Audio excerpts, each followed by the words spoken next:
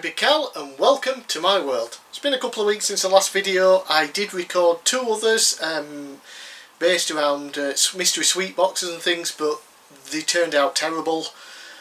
Issues with the camera, with the lighting, with me.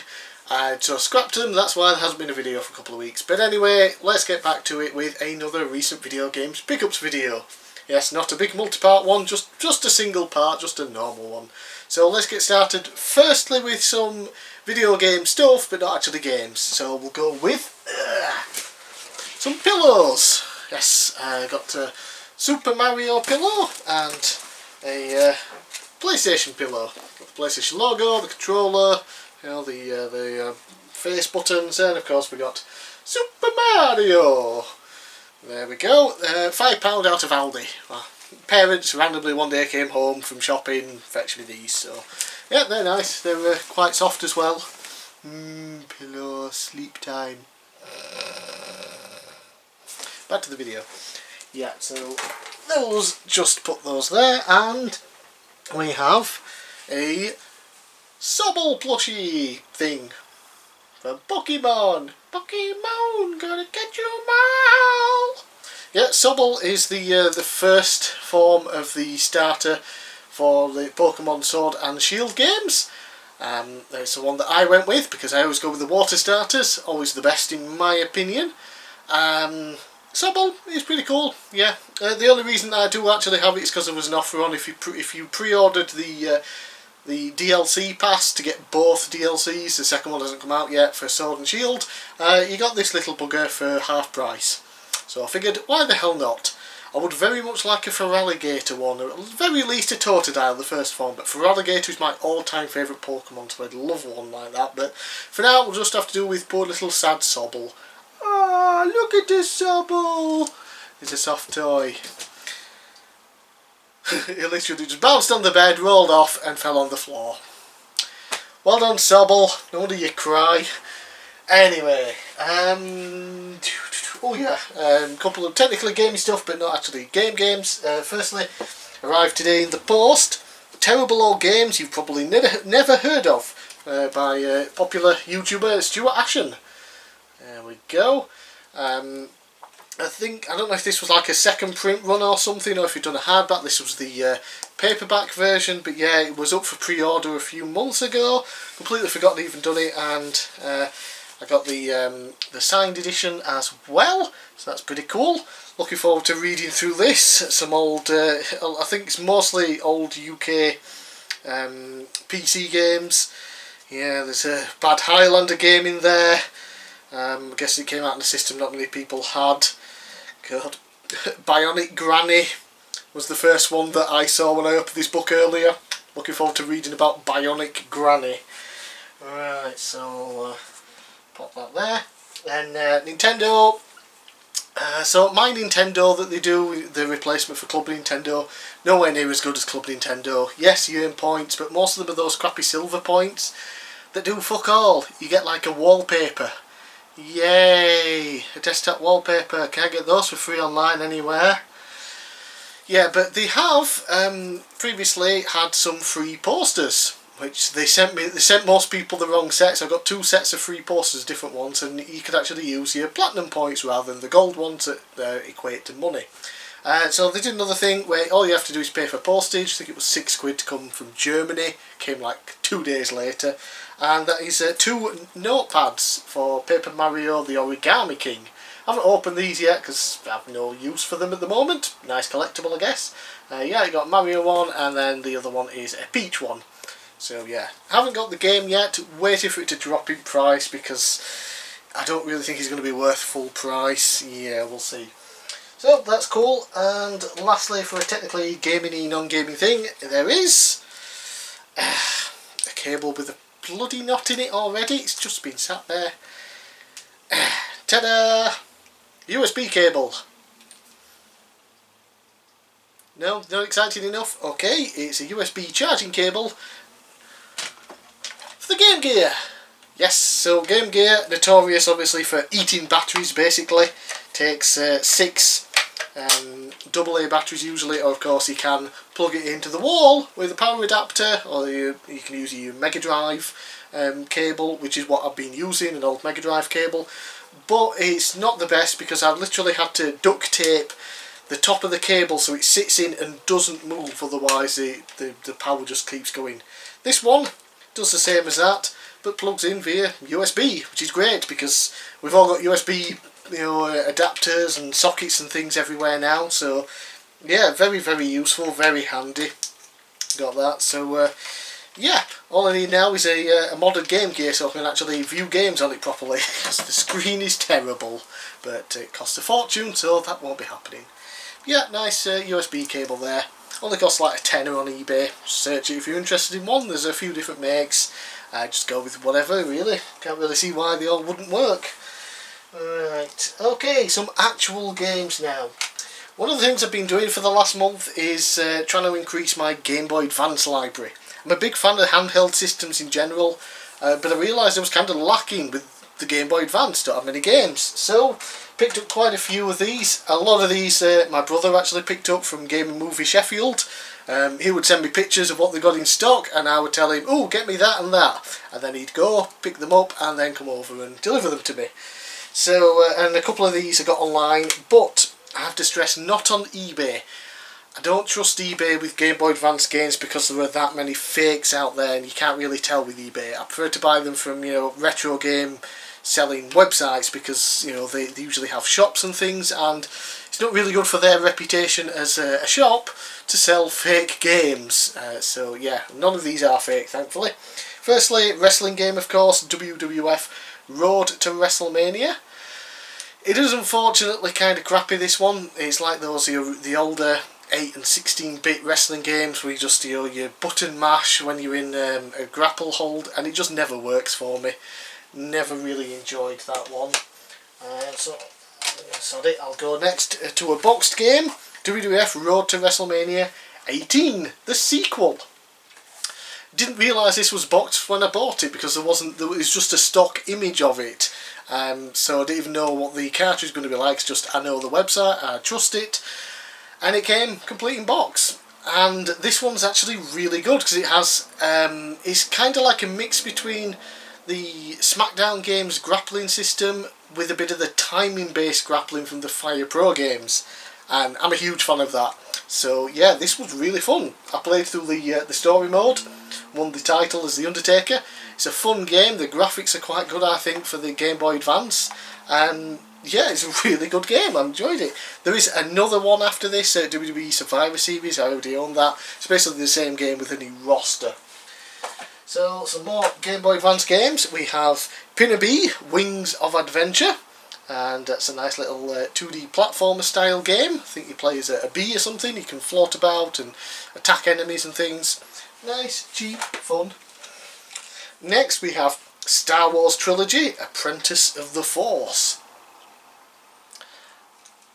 Gotta be honest, off the top of my head, I don't remember which one this is. I think it's kind of like the NES Star Wars game. Remember the side scroller, you're in the sand and shooting things. It's kind of a bit, it's more like that than it is the Super Star Wars games. I haven't played through, but I was actually really enjoying it. I was surprised by it. So yeah, pretty good. It's cheap. Then we have CT Special Forces. I was a little disappointed with this one because from what I was looking at when I was looking up games to buy, and I saw videos of it on YouTube, it looked like a side-scrolling shooter similar to Contra. Unfortunately not. It's about 100 times slower than Contra. It's still a decent enough game, especially considering the price is usually dirt cheap, but I don't really think you'd be in a rush to pick it up, to be honest. Then we have the classic Wolfenstein 3D, and it's running on a Game Boy Advance, cool as hell, looks, controls and sounds really nice. So it's a pretty decent port in my opinion, especially for a handheld. And lastly, we have Dragon Ball Advanced Adventure. Now this is a great side-scrolling beat-em-up game set in the world of Dragon Ball. I played a bunch of this one, you go through a lot of the Dragon Ball series, I don't know where it actually ends, if it just ends at the end of Dragon Ball with Piccolo Jr., if it goes a bit into Z, I can't remember. But yeah, I've played through quite a bit of this. You've got your side-scrolling beat-em-up levels, and then when it gets to boss fights or the World Martial Arts Tournament, it's more of a one-on-one fighting game, but still retains a lot of the controls of the 2D side-scrolling beat-em-up levels. Really fun, really interesting game. I'm very happy with that purchase. Okay, moving on now, some slightly more big games here, because they're not on handheld. We have Road Trip Adventure. This was on my want list, and I saw it, picked it up because it was cheap, and it's kind of an open world racing game. You drive, you're a sentient car, and the president of the world has decided he doesn't want to be president anymore. So the winner of the big racing tournament gets a chance to race him, and the winner becomes president. And everybody's a car. They live in houses as cars. It's batshit crazy. I think it's a game in a series of them. Can't remember what they're all called. But a quick Google search, you'll find out. I tried a race and I wasn't really that impressed with it. I don't know if it's just the starting car being slow and kind of crappy. But then I went into the adventure mode, the story mode, and you've got this weird open world city that you sort of drive about in, and you can do quests and things. Or you can fix up your car and you can get money and whatever. You can name your own currency, so of course I named mine Poop, because I'm 4 years old at heart. Yeah, so you can drive around, do missions, upgrade your car and thing, and then do races. Not bad. Then we have two games that I'd never heard of before, till as usual people point them out to me, usually on the Discord channel. The first one is a weird 3D platformer called Gift, with some weird red guy. Don't really understand the story for it, not sure what the hell the main character even is, and as far as a 3D platformer goes, it doesn't really perform that well. I mainly picked it up because I think it's a European exclusive, or Japan and European, never came out in North America, and it's still dirt cheap over here, so I thought I'll buy it and rub it in the faces of all the Americans who want to play this incredibly mediocre / crappy game. Yay me. Right, and then we have a game by Treasure. Oh, I should probably elaborate. If you're not familiar with Treasure, they make batshit crazy games, and this one might top the list. Freakout. I think it has another name outside of Europe, but that's what it's called here. And so you're this girl, and you've got these big arms, and they extend, and you grab hold of things, and the aim of the game appears to be grabbing hold of giant boobs and exploding them.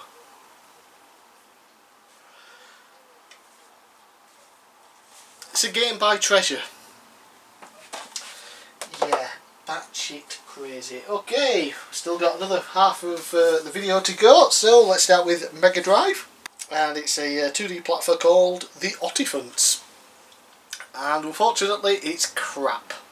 I wasn't expecting a fantastic, amazing hidden gem or anything. I just thought maybe it'll be a decent 2D platformer. Nope, not even in the decent scale. It's just, it isn't good, but it's in the collection now. Yay me. Again, there is a good 2D side-scrolling platformery gamey, and that is on the NES. Batman. So this is of course Batman the video game by Sunsoft. Sunsoft on the NES were usually excellent at pretty much everything they did, and this is no exception. I've been after this for years because I've always heard really good things about it. I've seen people do videos on it, always looks really cool. I just never got around to actually picking it up. So I saw it on a website. Like, because of the whole lockdown thing, a couple of websites were offline for a while because they weren't posting out. One came back on, posted a bunch of new inventory. This was on it, £8, so I thought, it's mine. And yeah, it's just as good as I was expecting it to be. Pretty difficult in spots as well so far from what I played, but yeah, very, very happy to add that to my Nintendo Entertainment System collection. Okay, we got some Switchy games. Love Switch games, of course. Keep growing my collection. It's insane now. It's very rare that I have a modern system with a collection as big as the Switch's is. It normally takes me years to build up a collection, mainly when games go down in price, or there's another gen come out and they've all dropped in price. But yeah, so I got this one because it was under £7. The extended edition of Aces of the Luftwaffe, Squadron. So yeah, it's basically a top-down plane shooter, you know, like you get in the arcades and things like that. Lots of PC Engine games and stuff. Yeah, looks good, sounds good, plays good, lots of crazy upgrades and things, and there's all the DLC for the game. So, yeah, I was happy with that for less than £7. Then we have Pokemon Shield. Yeah, I got this nice and cheap, very cheap in fact, so I thought, I've already got Sword, I'm going to pick up Shield, get it to the collection now before it randomly goes up in price like Pokemon games do. So I got that, I've even played through it again, the main game. Yeah, I put in like another 24 hours or something into it. I really like Sword and Shield. I know a lot of people out there don't, but sold them. It's one of the best selling Pokemon games of all time, so it's done well. And I do plan on doing a review at some point when I finally get back into doing reviews. I've got all the game footage recorded that I need and part of a script already written. And lastly for the Switch, Streets of Rage 4 Physical Edition. I did originally pre-order it from Limited Run Games, and then like a day later it was announced, oh, it's getting a physical release normally. So luckily Limited Run Games normally don't cancel pre-orders. They did in this case because of the situation, I guess, so that was good. So I was able to pre-order it from a UK website, a hell of a lot cheaper, don't have to pay postage or anything like that, and yeah, comes with a little art book and a Streets of Rage 4 keyring as well. And how is the game? It's classic Streets of Rage. Looks and plays fantastic, sounds amazing, and I love that you can have the two graphic settings. You can have the modern one, which I'm not really a fan of, or you can go for a more retro style, which looks a bit more like the old games. Much better for me. But either way, it's a fantastic side-scrolling beat-em-up game.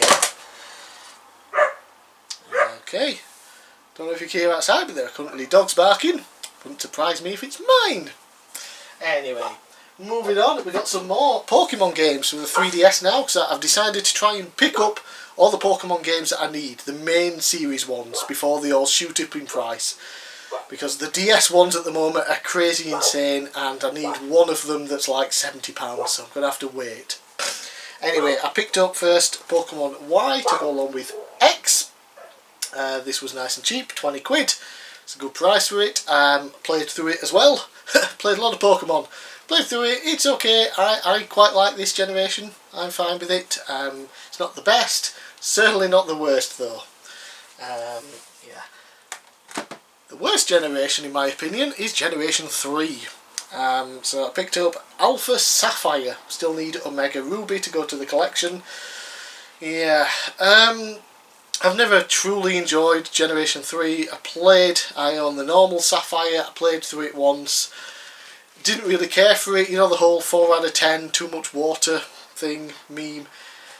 It's kind of a valid point, you know, it does get really boring and really frustrating, and I've tried to play it again, because every year I usually play through an old Pokemon game, at least one of them every year, normally a couple from random generations. Tried doing it with Gen 3, could not do it. So when I got this I thought, okay, I'll give it a try, it's the remake, on a new system, some new features, maybe it'll be better. No. 4.5 hours in, I've just done the 3rd gym, and I am bored to tears with it. I don't like the location of this Pokemon game. I just can't get into it. I don't like the Pokemon either. The team I've got at the moment is shit. There's only 2 on the team that I actually want to keep. The rest are just placeholders. Because I can't seem to find any decent Pokemon to capture. They're all crap ones. Yeah, so I gave up playing that one already. But it's there for the collection. Right. DS game now. One that not many people talk about, and I was actually surprised when I went out to search for this one to buy it. Even on eBay there were hardly any listings for it. It isn't rare, it isn't expensive or anything like that, it's just not out there. And this is Thor God of Thunder. Now the console versions for the Thor game are kind of crap. They play, you know, like hack and slash games like a Bayonetta or a God of War, but they're just not as good, not as well polished. This is a side-scrolling beat-em-up made by WayForward, and it is way better than the console versions. Really, really fun game. Looks, sounds, plays fantastic. I'm about halfway through the game now, I think, and yeah, I've had a lot of fun playing that. And when I bought it on eBay, it was actually brand new and still sealed, and I got it for like a £5, so that was good. Some PlayStation games now.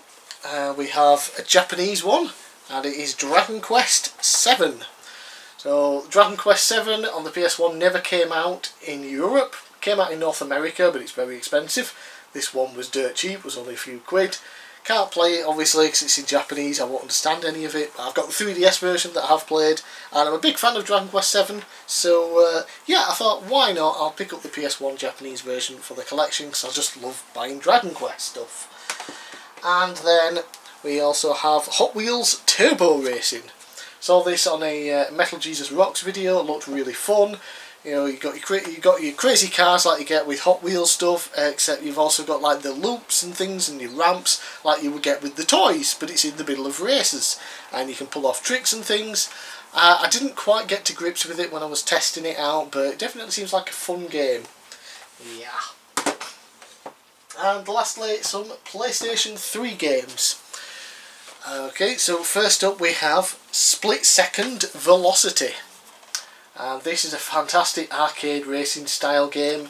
Wasn't quite what I was expecting when I first played it. It's kind of like set in a TV show. It's almost sort of similar, sort of like a stunty man thing where you have to do certain things on a track. It's based on for a TV show, you set off explosions and things. But it's still very much a racing game as well, not just doing stunts. And yeah, control's fantastic. Really, really fun. You can build up a meter and then set off like in-game, in-race events and things to like stop other cars and break them and smash them up so you can try and get in first place. And yeah, it's really, really fun. And then we have a game that I've been after for a while but at a good price, which has been hard to do, but managed to get this for under £10, which I've never seen it for before, and that is Toy Story 3 on the PlayStation 3. Toy Story 2, one of my favourite 3D platforming games, fantastic. When Toy Story 3 came out, I got it on the Wii. I say got it, I mean my Wii was modded at the time and I downloaded it and played it. And it was a fun 3D platformer, but it was missing a ton of content that the bigger versions, console versions had, mainly the whole toy box thing. We're like in a Wild West setting and there's all these houses and people and you can go around just like explore this massive area and you can customise the houses and things, do quests for these people, and then you can go in and follow the story of the main game as well, which is a fun 3D platformer, and the first level is insane. Yeah, so there'll be footage up of what that is now, so I'm very, very happy to add this to the collection, and it's a pretty good 3D platformer as well. Okay, that's it for this week. I'm Big Cal. Thanks for watching. Thanks for watching. Thanks for watching. Let me know in the comments below what you thought of the games that I picked up today. Let me know if there's anything based on what I bought that you think I would like and should pick up. And I'll see you again next time.